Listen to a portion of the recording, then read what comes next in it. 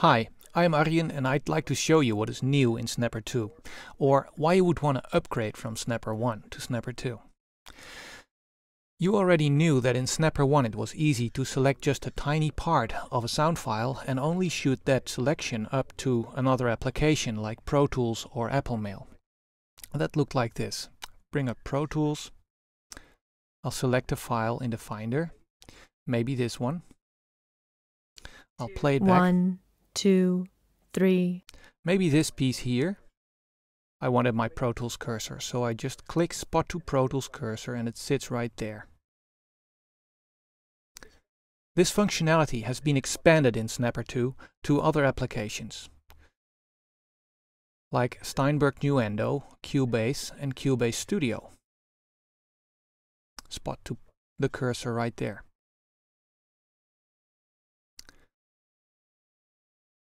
But also Apple Logic Pro. Make my selection, spot to the cursor in Apple Logic. But Snapper 2 can do a new trick. You can select your audio now and just drag it to the track directly. And that works in Pro Tools, Cubase, Nuendo, Logic, Reaper, Ableton Live, basically anything that accepts audio. Keynote, Avid, Final Cut Pro, but also if I would select a little snippet from a file here.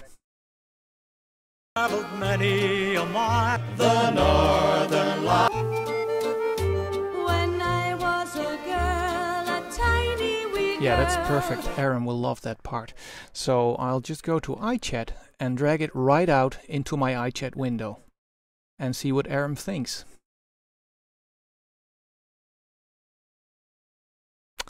See? Playback now has a speed function. The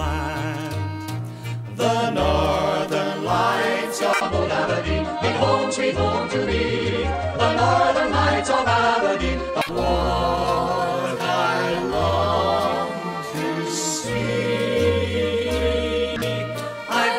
Without shifting the pitch. You can still shift the pitch, but this is a new feature. That's very handy if you need to listen through lots of text files. With the installation of some free third-party codecs, you can now also play back FLAC files, Ogg Vorbis files, and also Rex files. Let me show you a Rex file. Rex files contain lots of slices that show up in the new Snapper 2 region list here.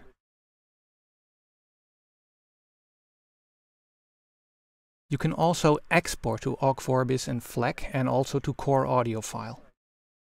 And if you have recordings made with a mid-side microphone, you can use the MS button here to decode them on the fly.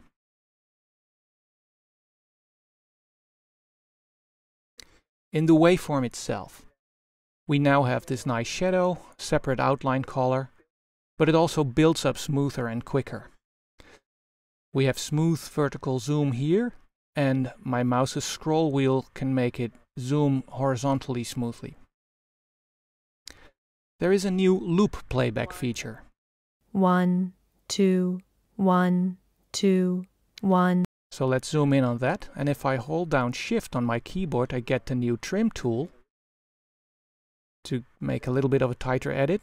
And now I can drag the new Snapper 2 fade handles and just drag a file out that is faded and normalized, by the way, which is also a new Snapper 2 feature.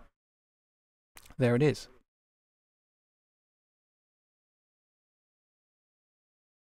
Also, if you would select a 5.1 file, it may be handy to switch off individual channels for playback.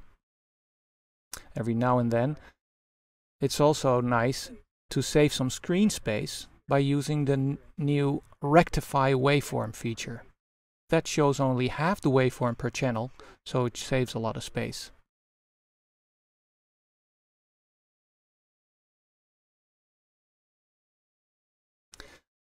Also notice that Snapper now has meters right here. Out of phase. You can switch the timeline into hours, minutes, seconds, or samples. And there is a new Recent Files tab in Snapper 2, so you can always switch back to the last couple of files. Add to that the better compatibility with Snow Leopard, The fact that you can play back 64-bit files, which are files bigger than 4 gigabytes. Well, those were the highlights of Snapper 2, but there's lots of small improvements extra. So go get the 100-day demo and try it out for yourself. Thanks for listening.